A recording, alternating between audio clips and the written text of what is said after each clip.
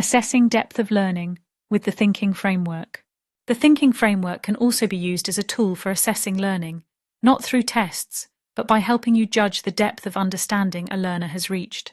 Whether you're working with Bloom's Taxonomy, Solo, or Webb's depth of knowledge, all of these frameworks share a common goal: identifying how far a learner has progressed with an idea.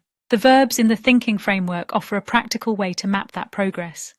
For instance, if a pupil can identify or label key information, that may indicate surface-level understanding. If they can sequence, organize, or compare, they're starting to develop structure around that knowledge. When they're able to infer, predict, or integrate, they're applying knowledge in more complex and connected ways. These verbs help you identify where a learner currently is, and just as importantly, what kind of thinking they need to do next in order to move forward. This makes the framework both a diagnostic and a developmental tool. You can use it to pinpoint a learner's current cognitive position, and then plan activities that move them into deeper thinking, step by step. You don't need to run a formal assessment to do this.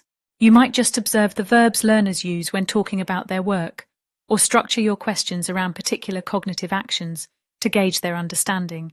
Over time, you'll start to see patterns, which types of thinking are secure, and which need more support.